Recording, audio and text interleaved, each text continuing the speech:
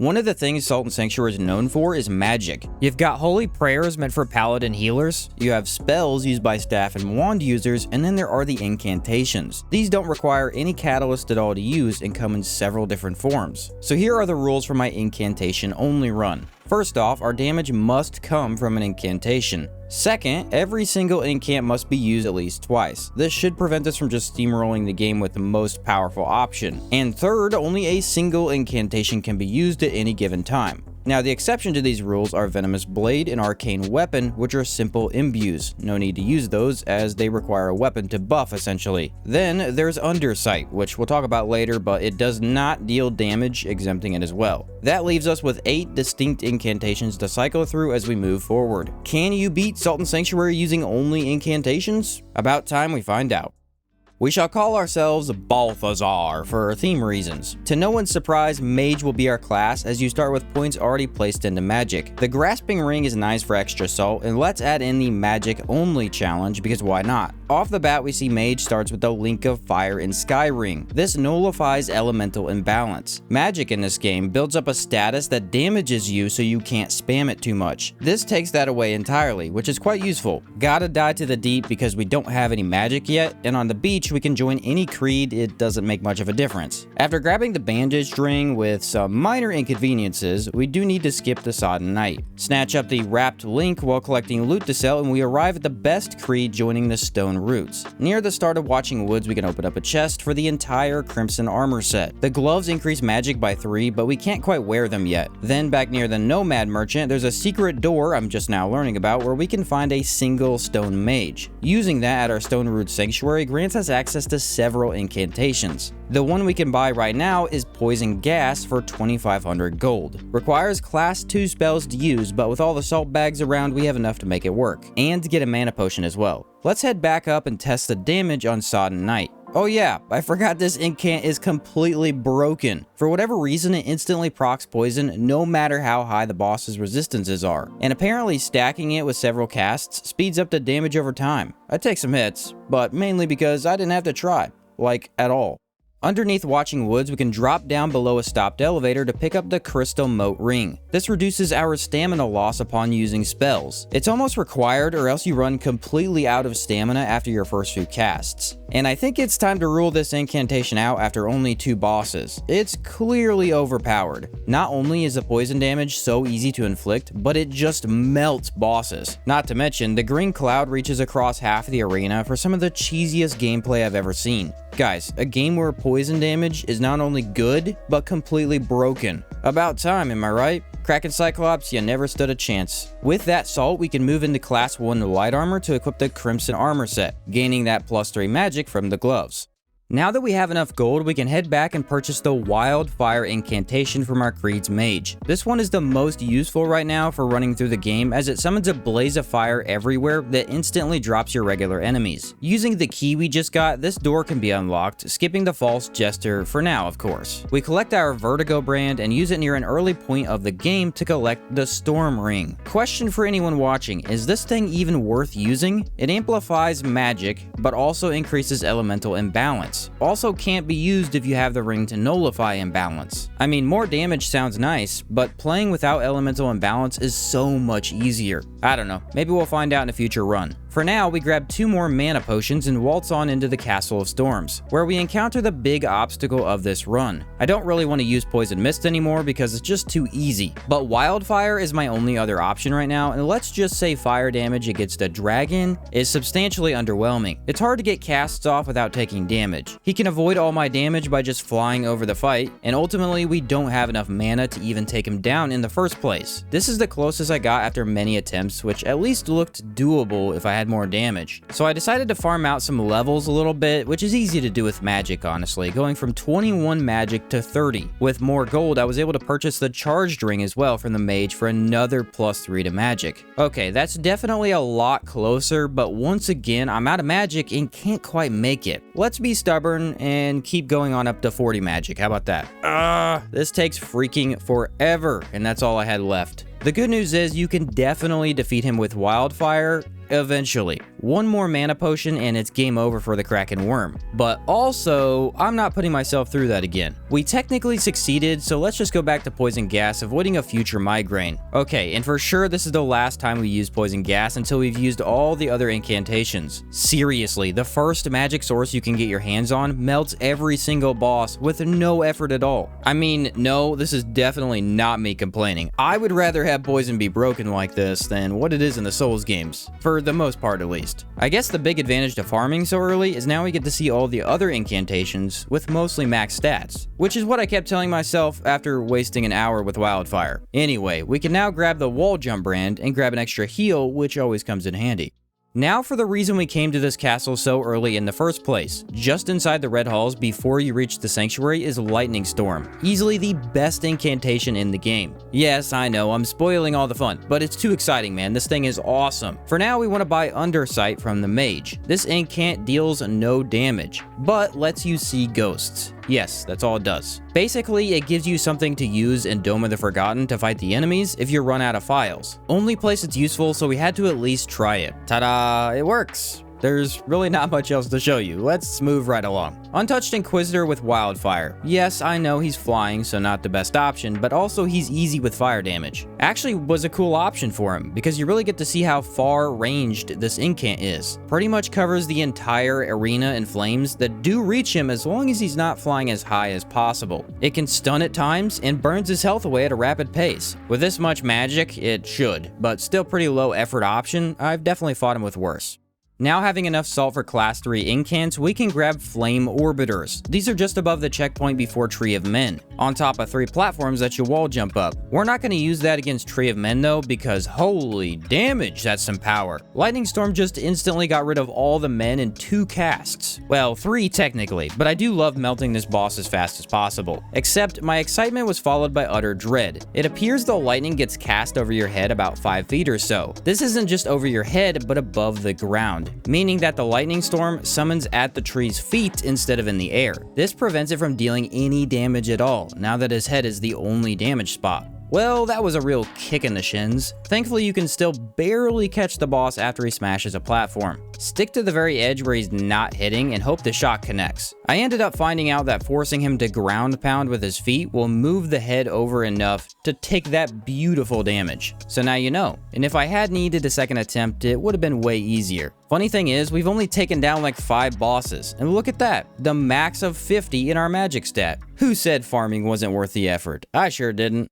After finding the cellar key like usual, we take a detour above the Haggard's Cavern Sanctuary. At the very top of this blue cave, near the Thief NPC's new location, we can collect the Flame Guardian incantation. For Disemboweled Husk, I chose Flame Orbiters instead though. Remember, we want to use all the incantations, so choosing who to take on with each is very important. And I knew ahead of time these would just be okay. I'd say the best aspect to these is their ability to stagger. They also don't require you to be near the boss when you cast them, which was also the main advantage to sprites. Being able to safely cast is valuable. Problem is, there are several other incantations that far outshine this, like by a lot. Heck, just Poison Mist did triple if not quadruple the damage. While the pirate is definitely a challenge, he's somewhat predictable after you face him a few times. Of course, after I say that, he shoots me 5 times in a row. What a jerk. You know, spamming your most powerful attack isn't all that fair, bud. Says the guy spamming magic, but that's besides the point. Second attempt and 40 casts later, the skeleton gets flamed to death. Which of course I don't condone such behavior. With more salt, we're able to level into class 4 incants, which we'll need for later.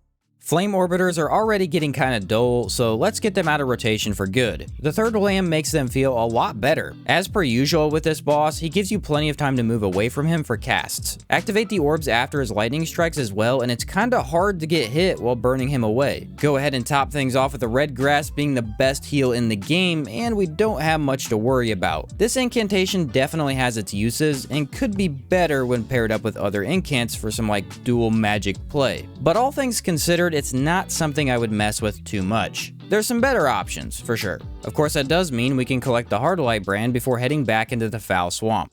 As you may remember, we've only used Wildfire 1 time. The first didn't count since the worm was ruining my day. I figured the blaze would be really handy against the Stench most foul. Yes and no. I died a few times mainly because I didn't have any potions to cure poison, leaving me to watch my HP disintegrate in seconds. Like before, the fire reaches across the entire wooden platform. With several smaller foes to take out, we can damage them and the stench at the same time, but damage is not necessarily the best it could be. Takes 2 casts to deal with each mouth, and the boss is merely tickled by the overtime damage. Actually, this brings up an interesting point for the run. As we'll see soon, the fire incantations, while not terrible, are nowhere near as strong as the other options. Specifically, poison and lightning incants mop the floor with this game, while fire is kinda sidelined. Which is weird because it's the exact opposite for weapon imbues. Actually, wildfire suffers from not hitting bosses all that well. As you can see, the stench just dropped when it connected. Good news is we're done with wildfire for the run. Now with the red ship brand acquired, we can max out at class 5 incantations to use all the options available.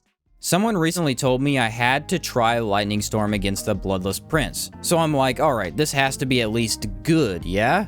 Ha! Try completely busted. This is the most damage I've ever done to him, and it's not even close. Every cast deals massive sections of his HP as each lightning bolt strikes him down repeatedly. After the last couple fights, this is much more my speed. No wonder people love magic in this game. Inside these golden halls, I was trying to see if I could reach the sanctuary. Not yet it seems, but by random chance I found the lightning pod incantation. I thought it was in a completely different location, so talk about luck. It's on a platform you can only reach with the Hardlight brand. Before testing it out though, let's grab another mana potion we don't really need, but it can't hurt to have.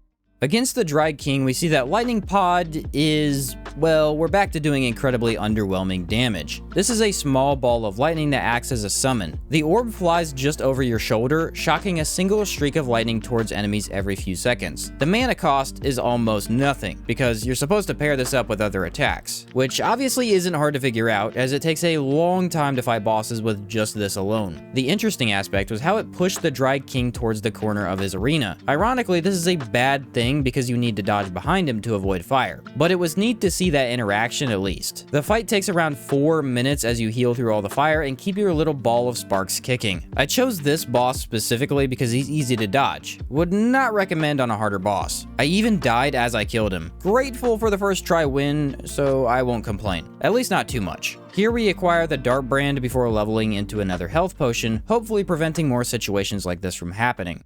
Well, I'd really like to get rid of these lesser incantations, and Ronin Cran isn't that bad.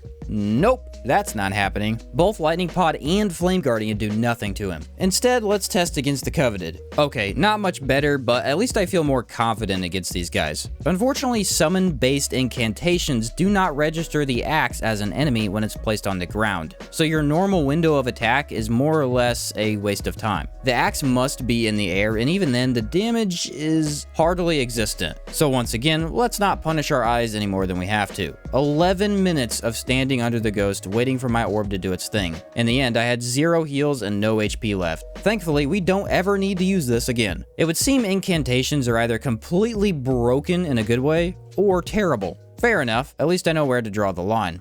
This might be giving you the assumption that summon incantations are worthless. Hold the phone there. You haven't witnessed the clobbering we're about to give Witch the Lake. So Flame Guardian is another summon-based incantation. This places a totem of fire on the ground that acts like a turret, spraying fireballs for around 30 seconds or so. Damage is once again really low, but thankfully the witch has much less HP than most bosses. All I had to do was summon the Guardian and stand underneath her. Move away when necessary, but other than that, I could do nothing and demolish this mad lady. I did notice this one takes a lot more mana to actually cast. I assume this is because it lasts much longer than you would expect, and the burn whittles away bosses much better than Lightning Pod. I simply found this hilarious. One of the more troublesome bosses in Sodden Sanctuary for her tricky RNG based magic, and a simple fire totem can take her down first try in only a minute. It's no lightning storm, but I do love this as an option. Carsjaw is also very easy with fire, making him the perfect second target for a Guardian Flame. Summons are a tricky thing to get right in video games. Make them too good, and they literally play the game for you. Try and balance them too much, and they become worthless. This small pillar of fire feels perfect. Yes, the damage isn't so high that the thing becomes your best option, but definitely worth throwing down in any longer altercation. For a challenge like this, where it's the only incantation we can use in a single fight, the advantage is you focus entirely on dodging. As long as you keep the boss relatively close to the totem, it will defeat him. Carsjaw is built around paying close attention to his attacks, making this the perfect encounter. The question is, if you're playing co-op, can both players summon a separate Flame Guardian? Imagine the absolute chaos that would ensue with 2 lightning pods, 2 fire pillars, and then whatever main incantation you decide to use. Of all things to try with a friend, this would definitely be it. Alright, well, we had our fun. Let's roast this guy to ashes and keep on rolling. Except, something unexpected happened. Past Carsjaw is a box of salt. This reminded me to use the other salt stored in my inventory. I accidentally went into my inventory too quickly as I was using the box, selecting an item that technically doesn't exist anymore. And to no surprise, my game crashed. Why am I telling you this? Because Carsjaw got spawned back in. Because we did already take him down, and you all saw it, I decided to have a little fun. What does it look like to cast both summon incants and poison gas? Well, it works better than one of them, that's for sure. Problem is the mana costs are quite high. Okay, well, what about Lightning Storm? How would that look? Yeah, this incantation totally isn't the best thing in the game. No, not at all. Now don't you dare go commenting this challenge is invalid. We did it legit, you all saw it. There's always that one guy though.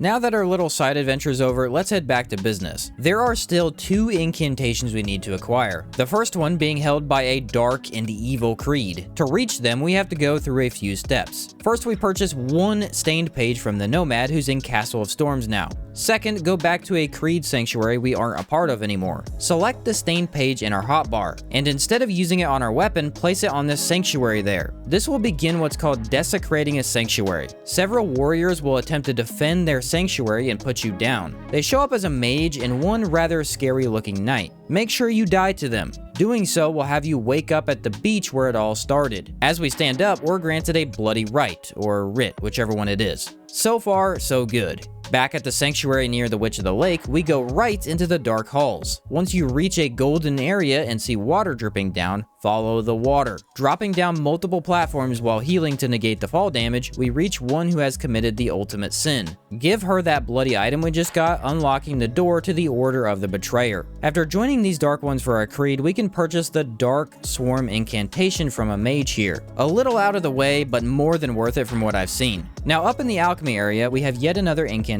to grab. In the upper right section, we can jump across some transitioning platforms, 3 to be exact. And on that wall there is a secret door, noted by all the bottles here, which there are a lot of. Hiding in an area you would never really go to is Static Geist, the final incantation in the game. Let's go try these out, shall we?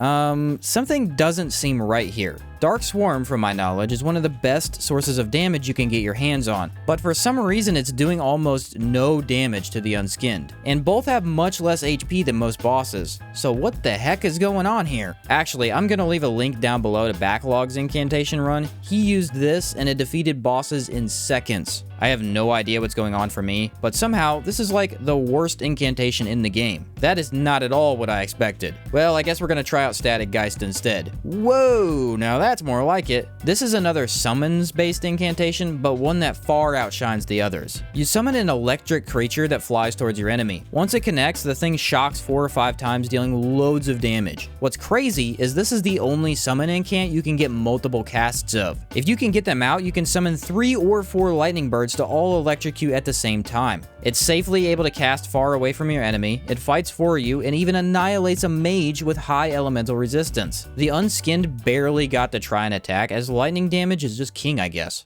I was really excited to see how Geist would do against the Forgotten King. It was tricky to get casts off because the mage always summons magic on top of you, but the results were way more to my liking than not. One thing I noticed about using incantations is you don't really do a run like this without taking damage. Most of the time you're gonna get hit right after casting, or maybe you might get distracted by the absurd amount of damage you're doing. Luckily, even in just light armor, you never die to a single attack and can heal up quickly. The heals from our Dark Creed is not the best thing I've ever seen, but way better than some of the worst options. Look at that little guy go. There's something so beautiful about a summon that packs this much power. The only incantation we have yet to use twice is Dark Swarm, the one I assumed would wipe the floor with the endgame bosses. Somehow, in a twisted turn of events, I'm using it against the second boss of the game, Queen of Smiles. And it's terrible here too. What is happening right now? Does it not scale with magic? Do I need a weapon or something to make it work? With max magic stats, the hardest incantation in the game to get doesn't even deal yellow damage to the second boss. The good news is you have infinite casts. There's almost no cost to this incant for whatever reason. Also, the dark beady eyes have much more range than other options, letting us mostly sit back and sniper. I gotta say though, it's a really disappointing source of magic. I could have sworn I tried this a long time ago in co-op and it was really strong.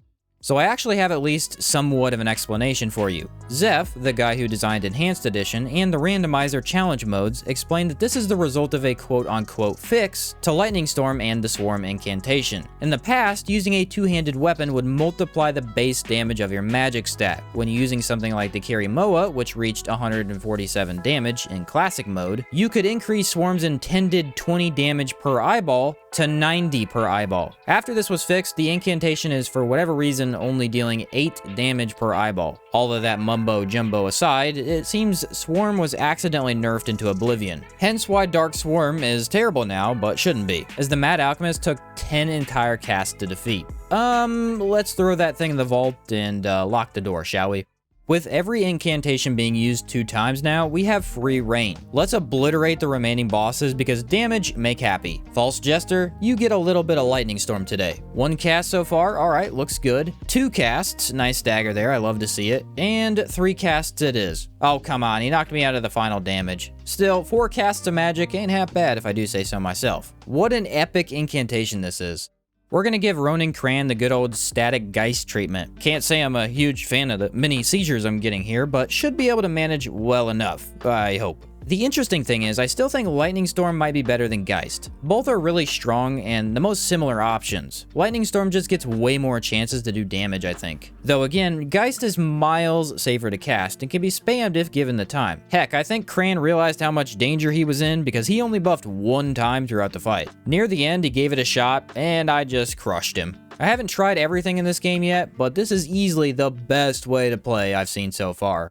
Lightning a bit too much for you? How about we go back to Poison Gas for Mal? This one is just so stupid. I can't believe the very first incantation you get still performs this well later on. Apparently poison in general is just unique in this game. From what I was told, any item that deals damage continues to increase the ticks of that DOT itself. So multiple casts of poison gas, throwing poison daggers, or attacking with poison imbues causes the green stuff to become stronger and stronger. We could have probably used just this one incantation and beaten every boss 10 times faster. Did I just get a new run idea, perhaps? Let's not worry about the future. Instead, let's stand here while the power of never showering defeats a literal god. I did still kind of want to keep the boss fights varied, at least somewhat. Instead of cheesing with the broken poison, I tried Wildfire one last time. Kraken Dragon is a massive target, which makes it really easy to just keep flaming on. Unfortunately, this incant just doesn't reach the potential of its brothers. I felt like it was pretty darn good in the open areas of the game, where you're clearing out hordes of smaller enemies. On bosses though, she just doesn't have enough damage. The good news is, you can use it up in the air, not only dodging his magic breath, but attacking at the same time. And in the long run, the fire does not use much of your mana at all, which it's technically called focus, not mana, but we all know what it really is. I mean, come on. After about 4 minutes of jumping using fire, the dragon reluctantly fades away, with only about 4 casts of magic left in me and no heals. Might not have been a bad idea to have used poison after all. For the final boss, we're going in with 15 endurance, 24 willpower, and 52 magic. I did go a tad overboard into magic, because I forgot that your class unlocks also grant more magic, but decent stats all things considered. What incantation could possibly be worthy of taking down the Nameless God? Surprisingly, I unlocked that vault from earlier and pulled out Dark Swarm, letting it have one last moment before I never touch it again. Each orb does a total of 2 damage, so that's pretty great and all. As you could see, this is clearly a terrible option. I mean, this might actually be worse than when I used sprites on him. Might being the key word there. The reason I selected it was it has one big advantage: range. Because the Nameless God can't do anything if you stay back, all I really need is time. well, let's say time and the patience to survive for 20 minutes of this nonsense. Forget it. We're pulling out Static Geist once again. It took me one death to realize, who am I kidding? This is well within the rules, so why suffer for no reason? Now we have the ranged advantage while also dealing more than 2 damage at a time, which is pretty sick. It's fun to summon as many of these as you can, but doing so is nearly impossible without taking a lot of hits. Eventually I resorted to spawning one, then another, until the Dark Lord had been defeated by an electric bat bird thingy. Thanks a bunch, little buddy.